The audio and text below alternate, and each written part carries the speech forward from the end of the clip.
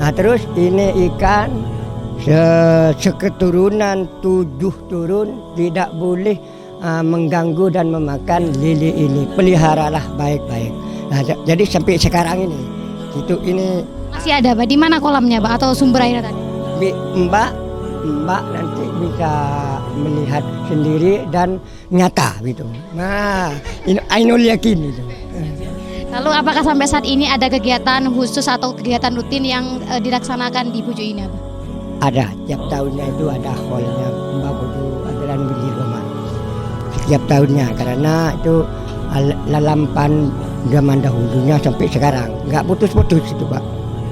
Yang terakhir, adakah pesan-pesan moral atau karomah dari beliau yang ingin disampaikan sebagai bentuk implementasi nilai-nilai yang bisa diterapkan anak muda zaman sekarang, Pak? Ya itu termasuk apa ya, beliau dulu katanya orang sesepuh saya ini, kalau orang di sini ini jangan pingin kaya katanya, karena keturunan saya ini mudah-mudahan jadi orang soleh gitu. Jadi mohon kepada Yang Maha Kuasa itu supaya keturunan saya ini jadi orang yang soleh-solehah, selamat dunia dan akhirat. Nah, yang pertama ini. Yang kedua, kalau kita berbicara tentang sejarahnya Pujo Adrani pernah dipanggil Sultan Qadirun Bangkalan. Perlu tahu Bapak? Iya, Mbak. Perlu tahu. Berkatanya ya Sultan Qadirun, Bapak Kanjeng itu Ratoh Bangkalan itu katanya berperang melawan Raja Sulu. Itu kalah. Jadi akhirnya menemui ilham lamat bahwa di mata anak Keranggan Barat Tanah Merah Bangkalan itu ada ayam laki-laki namanya biring koning. Nah, itu katanya ya. Nah, saya belum tahu sendiri. Nah, gitu. Jadi dipanggil oleh Sultan Qadirun Mbak Pujo Adrani. Katanya hari Senin itu harus ke Bangkalan katanya. Terus ayamnya dipikul sama Mbak Pujo Adrani. Pujuk saya ini 7 turunan ke saya katanya itu. Terus ayamnya dipikul sama belandong. Apa belandong? Singkong sama singkong. Ayam terus singkong. Terus dipikul nyampe ke Bangkalan. Saya tanya, mau tanya Bapak rumahnya dan rumahnya Sultan Qadirun di mana? Nah, jawabnya orang yang menjemput itu, wah orang-orang seperti itu tanya Ratoh, tanya Pak Kanjeng, tanya Sultan Qadirun, nggak layak katanya. Ya udah kan. Setelah nyampe ke rumahnya, saya beliau ngulak salam, Assalamualaikum. Siapa? Saya Pujo Mentana, Pujo Adalan. Oh ya, terima masuk. Terus dihormat sama Ratu Sultan Qadirun ya, Cakra Adiningrat Sultan Qadirun. Terus diberi kursi emas katanya.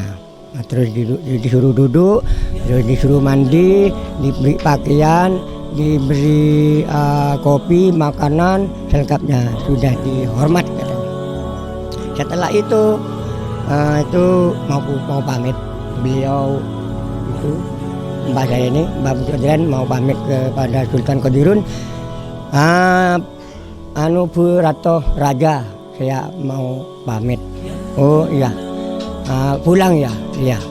Barangkali mau diantar Mbak Pujo, tidak, saya jalan kaki aja. Nggak mau.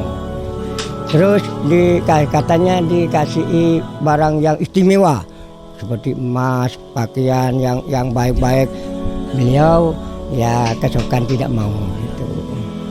Demikianlah saya, sepengetahuan saya seperti itu. Manakala saya ada kata-kata yang kurang baik dan keliru, saya mohon maaf yang sebesar-besarnya.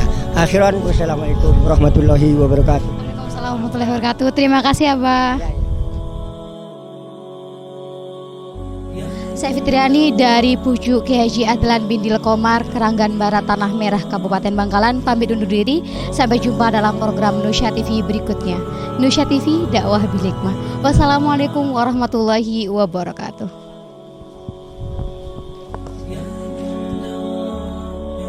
Di Keranggan Barat, Tanah Merah, Kabupaten Bangkalan, yang tadi menurut cerita dan sejarah dari juru kunci Pucuk Kiai Haji Adlan bin Dilkomar tersebut, pemirsa, merupakan kolam yang penuh sejarah, di mana di dalamnya terdapat ikan lele yang sampai saat ini tidak dikonsumsi dan tidak berani diambil oleh masyarakat setempat. Pasalnya ketika ikan lele tersebut diambil dan dikonsumsi, maka akan kembali ke kolam ini, dan begitu juga seterusnya. Kejadian ini sudah dibuktikan dan sudah berkembang lama di lokasi tersebut.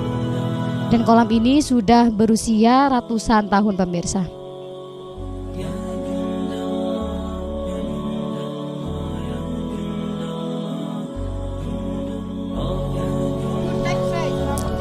Kolam yang serupa berjumlah 3, pemirsa, dan lokasinya berdekatan. Kolam ini digunakan sebagai tempat pemandian cewek, namun tidak mengganggu atau tidak sedikit pun berani mengambil ikan lele tersebut. Kemudian di samping lokasi ini juga ada kolam yang serupa dan digunakan sebagai tempat pemandian laki-laki.